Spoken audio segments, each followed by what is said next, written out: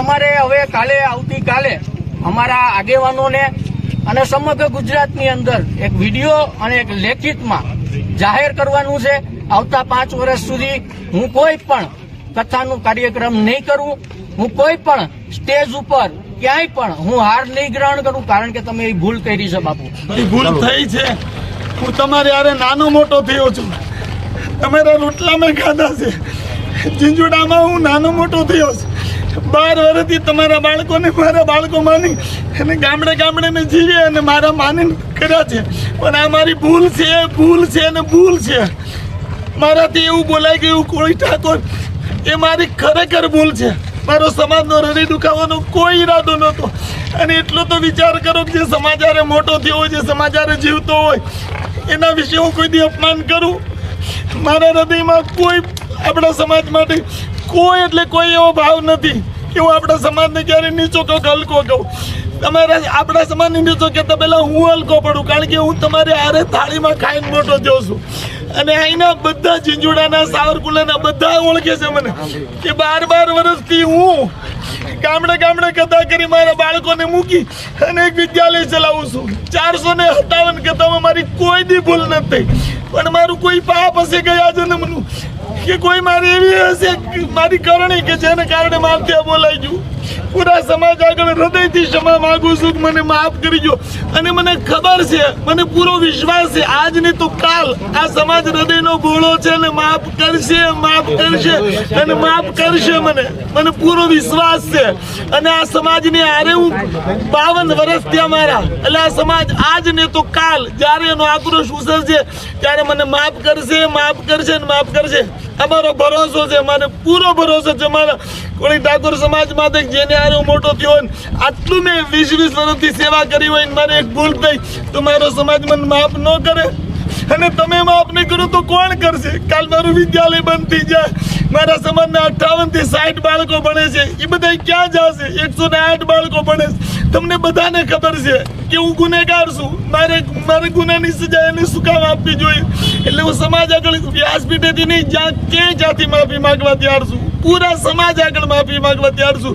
મારી ભૂલ થઈ છે. આવેશમાં મારાથી બોલાઈ ગયું છે, પણ માણસથી ભૂલ થાય. હું સાધુના દીકરા તરીકે તમને મારો સમાજ માનીને, મારો પરિવાર માનીને માફી માંગુ છું.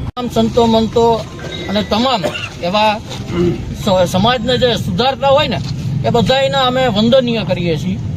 અને જે તમે ટિપ્પણી કરી છે એનાથી અમારા સમાજને બહુ જ લાગણી દુભાણી છે, અતિશય દુભાણી છે. વાલા તમને વ્યાસપીઠ ઉપરથી તમને એટલું તો થોડું જ્ઞાન હોવું જોઈએ. આજે અમે તમને અજ્ઞાનીય કહીએ છીએ, કારણ કે કોળી સમાજમાં હાલ તમે જો તો ભૂતકાળમાં ઇતિહાસમાં છે ને, કોળી સમાજ એમાં ઝલકારીબાઈ આવે, વીર માંધાતા આવે અને સંત શ્રી વેલનાથ બાપુ એ કોળી સમાજના છે, જેને આજે પણ દીવા ઝગમગે છે. એ જુનાગઢની ધરતી ઉપર આજે આવા ઉજળા સમાજને તમે આવી નીચ કક્ષાની વાત કરી અને આ સમાજની લાગણી દુભાવી છે. આ સમાજ કોઈ બાપુ સમાજ છે ને, ભૂલ છે ને, આપણે એની તમે માફીના પાત્ર નથી બાપુ. આ સમાજ છે ને, એના પૂર્વ રાષ્ટ્રપતિ રહી ચૂક્યા છે, હાલમાં મિનિસ્ટરો છે, હાલની અંદર એવા બિઝનેસમેનો છે. આ સમાજ ક્યાંય પાછળ નથી.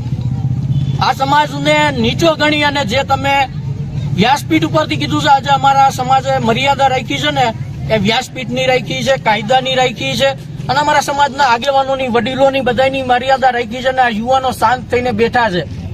નહીતર આજની તારીખે બાપુ તમે જાણી શકો છો, તમે એમ કહો છો કે અમને આટલા ફોન આવ્યા, તો આનાથી વિશેષ પણ તમે જાણી શકો છો. કારણ કે કોઈ પણ સમાજ હોય 18 વર્ષની અંદર, સમાજે બહુ માન 18 વર્ષની અંદર બાપુ ક્યારેય કોળી સમાજે કોઈ અહિંસક કોઈ પગલું ઉપાડ્યું નથી. તો તમારા માટે પણ અમે ન ઉપાડી શકીએ, પણ તમારે હવે કાલે આવતીકાલે અમારા આગેવાનોને અને સમગ્ર ગુજરાતની અંદર એક વિડીયો અને એક લેખિતમાં જાહેર કરવાનું છે. આવતા 5 વર્ષ સુધી હું કોઈ પણ કથાનું કાર્યક્રમ નહીં કરું, હું કોઈ પણ સ્ટેજ ઉપર ક્યાંય પણ હું હાર નહીં ગ્રહણ કરું, કારણ કે તમે એ ભૂલ કરી છે બાપુ. તમે હારના કે કોઈ સન્માનના પાત્ર નથી રહ્યા બાપુ. ભાઈ રાજુભાઈ, તમે સવારમાં મારી હારે વાત કરી હતી હાર્દિક સોલંકી, તમારી હારે ઠેઠ સુધી મારી હારે વાત ચાલુ હતી. તમે અમારા સમાજને નો કહેવાના શબ્દ કીધા હોવા છતાં પણ એક ગાળ હું તમારી હારે નહોતો બોલ્યો. બાકી બોલી શકતો હતો. ગાળ મને પણ બોલતો હતો, તમારા સમાજ વિશે બોલતા મને પણ આવડે, પણ એક ગાળ નથી બોલ્યો. પણ હું તમને સભ્યતાથી જ વાત કરતો હતો, છતાં મેં તમને કીધું હતું કે તમે 5 વાગે અમરેલી આવજો. પછી બાપુનો મારે ફોન આવ્યો, ભક્તિરામ બાપુનો, તમે અહીં આવજો, એટલે પછી અમે અહીં આવ્યા. પણ તમે જે કાંઈ બોલ્યા છો ને, તમે અમારા સમાજની બહેરાઓને તો તમે નીચ કક્ષામાં હાવ તમે ગણી નાખ્યા કે નીચ કક્ષાની, અને એમનું બાળક થાય તો પણ કેવું થાય. એટલે તમારે મને તો એમ છે કે તમે કદાચ ને ડ્રિંક કરતા હોય, જે ગયા હોય વ્યાસપીઠ ઉપરથી તો મને ખબર નથી, પણ આવું લગભગ કોઈ ન બોલે. સપ્તાહો આટલી બધી કથાઓ થાય છે, પણ ક્યાંય વ્યાસપીઠ ઉપરથી આવું કોઈ દિવસ કોઈ નથી બોલ્યું જે તમે બોલ્યા. એક જ સમાજને આખો ટાર્ગેટ તમે સુધી બાપુની ક્યાંય સપ્તાહ ગુજરાત લેવલે નહીં થાય. ક્યાંય પણ બાપુનું સન્માન નહીં થાય. 18 વર્ષની અંદર રાજુભાઈ બાપુ કાલે તમારી સ્વેચ્છાએ આ લેખિત એક આપી દીધો અમારા સમાજને અને જાહેર ગુજરાતની અંદર. બાપુ આટલું એક કરી દેજો અમારા સમાજ માટે. તમારો ભક્તિ બાપુનો અમે ખૂબ ખૂબ આભાર માની. બાપુ અમે તો સાધુના હંમેશા બાપુ જાણે છે, પણ અમે આ દુઃખને લાયક અમે થઈ ગયા. હવે